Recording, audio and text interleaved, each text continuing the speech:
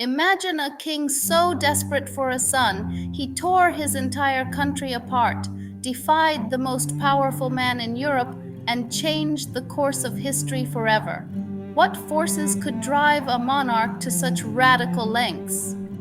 Today, we're plunging into the tumultuous world of Henry VIII, a name that echoes through time not just as a king, but as a force of. From 1509 to 1547, this larger-than-life figure sat on the English throne, leaving behind a legacy that is both iconic and deeply controversial.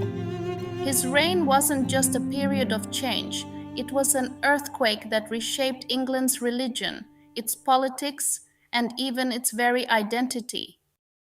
We'll uncover the driving ambition behind his actions, the sheer audacity of his choices, and the profound ripple effects that are still felt today. When Henry Tudor inherited the throne at just 17 years old, he was everything a kingdom could want in a king. Young, handsome, athletic, and brimming with charisma, he was the picture of a Renaissance prince. He loved hunting, jousting, music, and learning. The people adored him, seeing in him a vibrant new chapter for England. More than that, Henry was, by all accounts, a devout Catholic. He wasn't just paying lip service, he genuinely believed in the Holy Roman Church.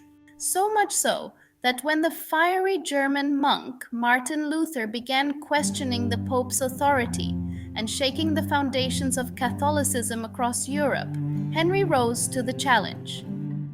He penned a theological defense of the Church, a book titled. This act of loyalty earned him a truly remarkable title from the Pope himself.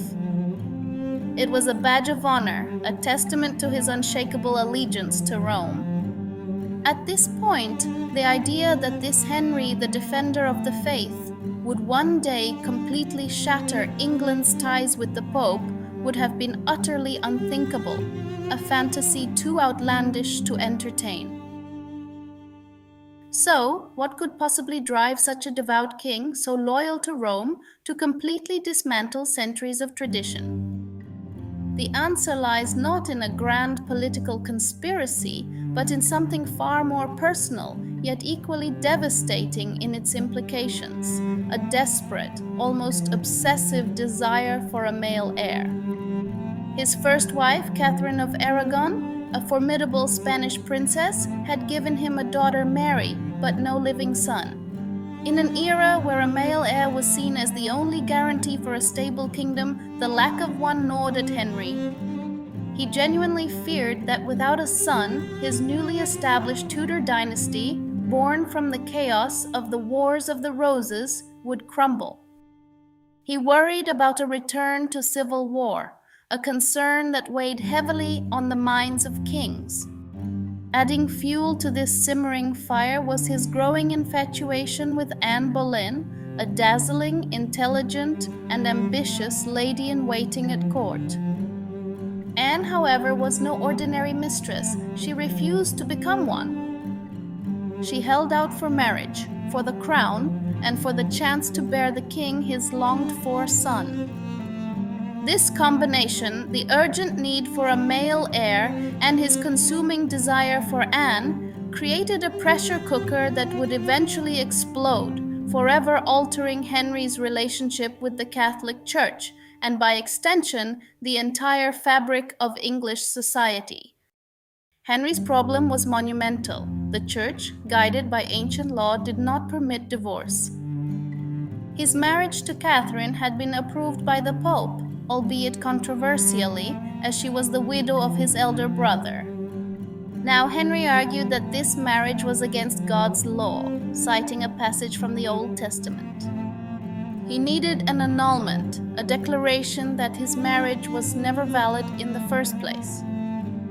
He sent his most trusted advisor, Cardinal Wolsey, to Rome to secure this from Pope Clement VII.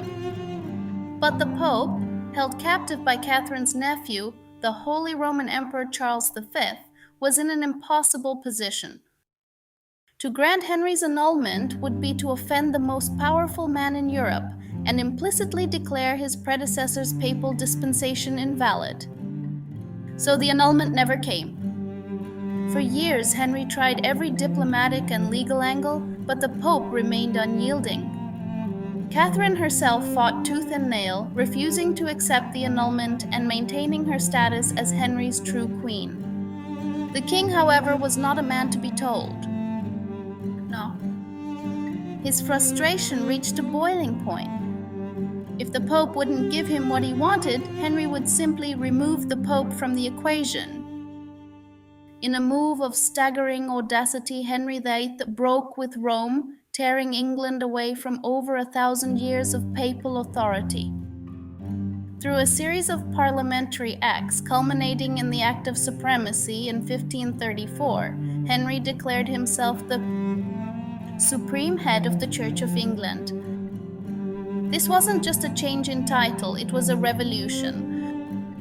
He wasn't just severing ties with the Pope, he was seizing ultimate spiritual and temporal authority for himself. The implications were profound and immediate. Monasteries, which had been powerful and wealthy institutions across England for centuries, were dissolved. Their vast lands and immense treasures, gold, silver, jewels, and rich tapestries, were seized by the crown. This act not only filled Henry's coffers but also redistributed an enormous amount of wealth and power, creating a new class of gentry loyal to the king and irrevocably changing the social and economic landscape of England. This wasn't just about theology, it was about power, control, and wealth. Henry's personal ambition, coupled with the political necessity of securing his dynasty, birthed a new religious order, a national church under the king, forever altering England's relationship with the rest of Catholic Europe. The story of Henry VIII is perhaps most famously told through his 6 wives, each a testament to his relentless, sometimes brutal pursuit of a male heir and the stability of his kingdom. First, there was Catherine of Aragon. His marriage to her, which had lasted over 2 decades, ended not in divorce but in annulment.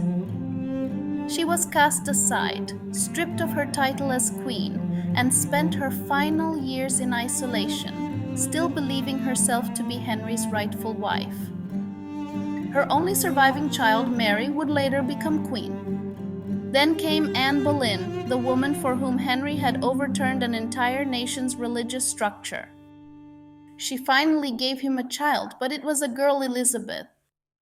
Her failure to produce a living son, combined with accusations of treason and adultery, many historians believe these charges were fabricated, led to her execution on Tower Hill in 1536. Her head fell, and with it any hope Henry had of a swift, easy male heir from her. Just 11 days after Anne's execution, Henry married Jane Seymour. She was the queen Henry had desperately yearned for. In 1537, she gave birth to Edward, a healthy male heir. England rejoiced. But their joy was short-lived. Jane died just 12 days after childbirth due to complications, leaving Henry heartbroken, yet with the son he had craved. She was the only one of his wives to receive a queen's burial and be laid to rest beside him. His 4th marriage was to Anne of Cleves, a German princess. This was a political match, arranged to form an alliance. However, Henry found her unattractive, famously saying he liked her not. The marriage was swiftly annulled after just 6 months, leaving Anne with a generous settlement and a comfortable life as the king's beloved sister. Next was the young and vibrant Catherine Howard, a cousin of Anne Boleyn. Initially, Henry was infatuated, believing he had found another youthful love. But Catherine's past dalliances and alleged infidelity during her marriage led to her execution for treason in 1542. Like Anne Boleyn, she met her end on the scaffold, another victim of Henry's unforgiving court. Finally, there was Catherine Parr. She married Henry in 1543, bringing a degree of stability to his final years. A widow herself, Catherine was a loving stepmother to his three children and a calming influence on the aging, ailing king. She outlived him, providing a much needed sense of domestic peace in a life filled with dramatic turmoil. Henry VIII died in 1547, a bloated, ailing, and increasingly tyrannical figure, but he left behind a kingdom utterly transformed.